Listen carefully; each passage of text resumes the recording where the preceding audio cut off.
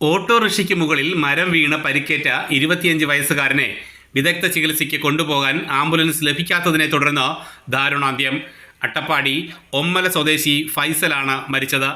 പെരിന്തൽമണ്ണയിലെ ആശുപത്രിയിലേക്ക് കൊണ്ടുപോകാനുള്ള ventilator ambulance കാത്ത് കോട്ടത്തറയിലെ അട്ടപ്പാടി ട്രൈബൽ ആശുപത്രിയിൽ 3 മണിക്കൂറോളമാണ് കിടക്കേണ്ടി വന്നത്. ഒടുവിൽ ഒറ്റപ്പാലത്ത് നിന്ന് ആംബുലൻസ് എത്തിച്ചെങ്കിലും പെരിന്തൽമണ്ണയിലേക്കുള്ള യാത്രക്കിടെ ഫൈസൽ മരിച്ചു.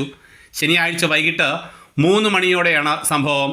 കാവുണ്ടിക്കല്ലിൽ പ്ലംബിംഗ് പണിക്കിടയിൽ ഉച്ചഭക്ഷണം കഴിക്കാനായി ഓട്ടോറിക്ഷയിൽ അഗളിയിലെത്തി തിരിച്ച് മടങ്ങുകയായിരുന്നു ഫൈസലും സുഹൃത്തുക്കളും. ഗൂളിക്കടവിൽ വെച്ച് മരം കടപുഴകി ഓട്ടോറിക്ഷയ്ക്ക് മുകളിൽ വീഴുകയായിരുന്നു. ഫൈസലിൻ്റെ തലയിലാണ് മരം വീണത്.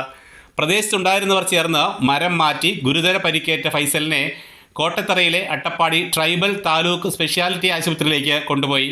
വിദഗ്ധ ചികിത്സ വേണമെന്ന് ഡോക്ടർമാർ നിർദ്ദേശിച്ചതിനെ തുടർന്ന് പെരിന്തൽമണ്ണയിലെ EMS സഹകരണ ആശുപത്രിയിലേക്ക് കൊണ്ടുപോകാൻ തീരുമാനിച്ചു.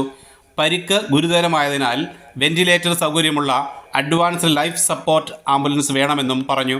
ഒറ്റപ്പാലത്ത് നിന്ന് വെന്റിലേറ്റർ ആംബുലൻസ് എത്തിയത് 6 മണിയോടെയാണ്. പെരിന്തൽമണ്ണ EMS സഹകരണ ആശുപത്രിയിലേക്ക് കൊണ്ടുപോകുന്നതിനിടെ ആരോഗ്യനിലയിൽ സംശയം തോന്നിയ സുഹൃത്തുക്കൾ മണർകാട് സ്വകാര്യ ആശുപത്രിയിൽ പ്രവേശിപ്പിച്ചെങ്കിലും ഫൈസലിൻ്റെ ജീവൻ നഷ്ടപ്പെട്ടിരുന്നു. വൈകിട്ട് 7:45 മരണം സ്ഥിരീകരിച്ചു. ഓട്ടോയിൽ ഫൈസലിനൊപ്പമുണ്ടായിരുന്ന സുഹൃത്തുക്കളായ സനൂപ്, ഷൗക്കത്ത് അലി എന്നിവർ നിസ്സാര പരിക്കുകളോടെ രക്ഷപ്പെട്ടു.